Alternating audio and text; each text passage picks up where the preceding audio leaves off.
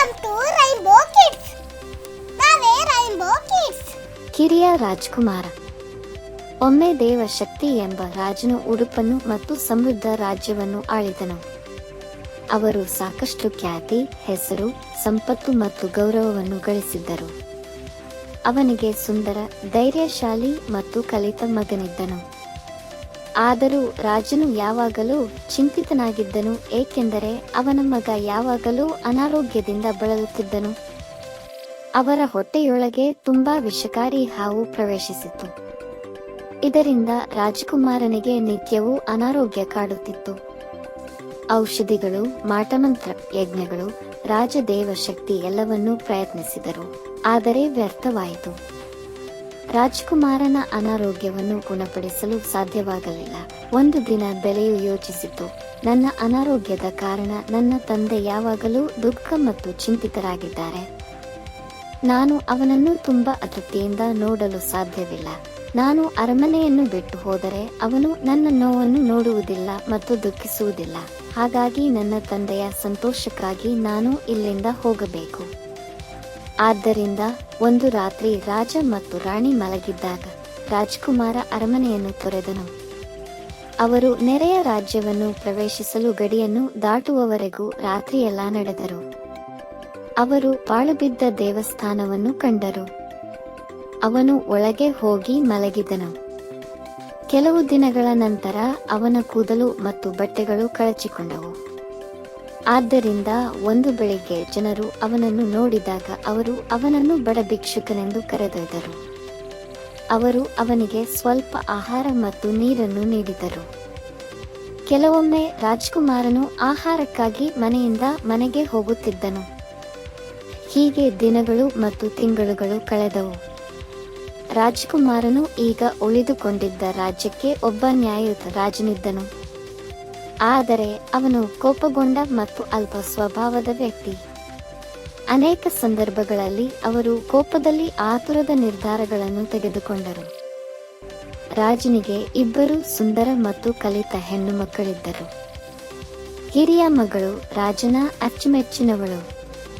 ಅವನು ಕಿರಿಯ ರಾಜಕುಮಾರಿಯನ್ನು ಇಷ್ಟಪಡಲಿಲ್ಲ, ಏಕೆಂದರೆ ಅವಳು ವಿಧಿಯನ್ನು ನಂಬಿದ್ದಳು. ಹಿರಿಯ ರಾಜಕುಮಾರಿಯು ಯಾವಾಗಲೂ ಹೇಳುತ್ತಿದ್ದಳು, ಎಲ್ಲಾ ಸಂತೋಷಗಳು, ಐಷಾರಾಮಿಗಳು, ಸೌಕರ್ಯಗಳು ಮತ್ತು ಹತಾಶೆಗಳು ಈ ರಾಜ್ಯವನ್ನು ಆಳುವ ರಾಜನಿಗೆ ಸಲ್ಲುತ್ತವೆ. ಆದರೆ ಕಿರಿಯ ರಾಜಕುಮಾರಿಯು ಅವಳ ಮಾತನ್ನು ಒಪ್ಪಲಿಲ್ಲ ಮತ್ತು ಈ ನಮ್ಮ ಎಲ್ಲಾ ಸಂತೋಷಗಳು, ನೋವುಗಳು, ಸಂಪತ್ತು ಮತ್ತು ಖ್ಯಾತಿಯು ನಮ್ಮ ಅದೃಷ್ಟದ ಕಾರಣದಿಂದಾಗಿ ನಮಗೆ ನೀಡಲಾಗಿದೆ ಎಂದು ಹೇಳಿದರು.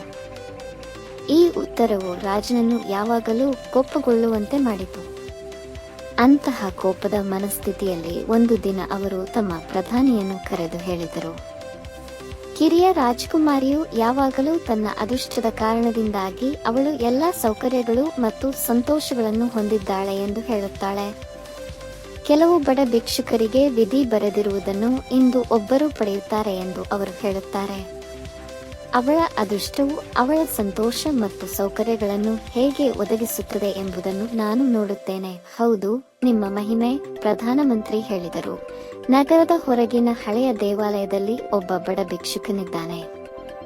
ಮನೆ ಬಾಗಿಲಿಗೆ ತಿಂಡಿಗಾಗಿ ಭಿಕ್ಷೆ ಬೇಡುತ್ತಾನೆ. ಕಿರಿಯ ರಾಜಕುಮಾರಿಯು ಅವನನ್ನು ಮದುವೆಯಾಗಲು ನಾನು ವ್ಯವಸ್ಥೆ ಮಾಡುತ್ತೇನೆ. ಆದ್ದರಿಂದ ಆ ಸಂಜೆ ಒಂದು ಸಮಾರಂಭದಲ್ಲಿ ರಾಜಕುಮಾರಿಯು ಬಡ ಭಿಕ್ಷುಕನನ್ನು ವಿವಾಹವಾದರು. ರಾಜನು ರಾಜಕುಮಾರಿಗೆ ವರದಕ್ಷಿಣೆ ಅಥವಾ ಉಡುಗೊರೆಯಾಗಿ ಯಾವುದೇ ಹಣ, ಆಹಾರ ಅಥವಾ ಬಟ್ಟೆಗಳನ್ನು ನೀಡಲಿಲ್ಲ. ಈಗ ರಾಜಕುಮಾರಿಯು ತನ್ನ ಬಡ ಪತಿಯೊಂದಿಗೆ ಹಳೆಯ ದೇವಾಲಯದಲ್ಲಿ ವಾಸಿಸಲು ಪ್ರಾರಂಭಿಸಿದಳು.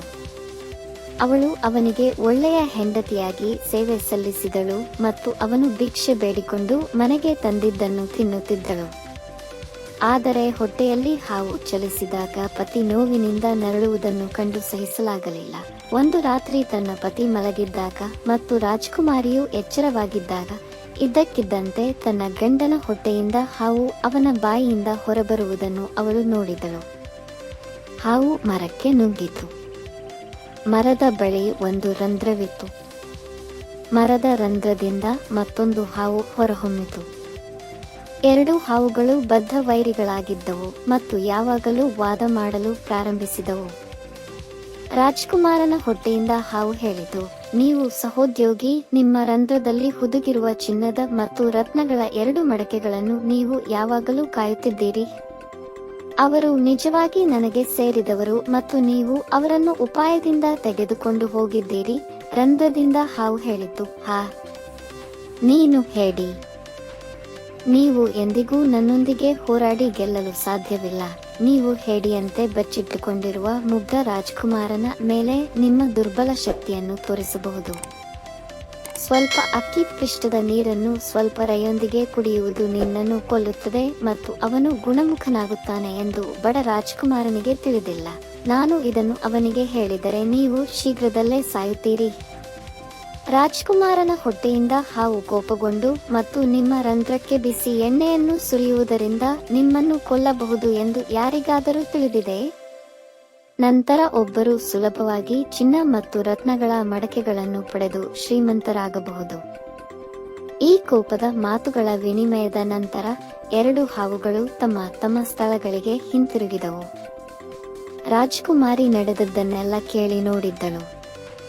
ಆದ್ದರಿಂದ ಮರುದಿನ ಬೆಳಗ್ಗೆ ಅವಳು ತನ್ನ ಗಂಡನನ್ನು ಮನೆಯಿಂದ ಮನೆಗೆ ಹೋಗಿ ಸ್ವಲ್ಪ ಅಕ್ಕಿ, ಗಂಜಿ, ನೀರು, ಮೊದಲ ರೈಸ್ ಮತ್ತು ಸ್ವಲ್ಪ ಎಣ್ಣೆಯನ್ನು ಬೇಡಿಕೊಳ್ಳುವಂತೆ ಕೇಳಿಕೊಂಡಳು. ಸಂಜೆ ಅವನು ಈ ವಸ್ತುಗಳೊಂದಿಗೆ ಹಿಂದಿರುಗಿದನು. ರಾಜಕುಮಾರಿಯು ಬೇಗನೆ ಅಕ್ಕಿಯನ್ನು ಬೇಯಿಸಿ ಅದರ ಪಿಷ್ಟದ ನೀರಿನಲ್ಲಿ ರೈಯನ್ನು ಬೆರೆಸಿದಳು. ಅದರ ನಂತರ ಅವಳು ತನ್ನ ಪತಿಗೆ ಮದ್ದು ಕುಡಿಯಲು ಒತ್ತಾಯಿಸಿದಳು. ಅದನ್ನು ಕುಡಿದ ನಂತರ ರಾಜ್ಕುಮಾರನಿಗೆ ಹೊಟ್ಟೆಯಲ್ಲಿ ತೀವ್ರವಾದ ನೋವು ಕಾಣಿಸಿಕೊಂಡಿತು ಮತ್ತು ಅವನ ದೇಹದಿಂದ ಹಾವು ಅವನ ಬಾಯಿಯಿಂದ ಹೊರಬಂದಿತು.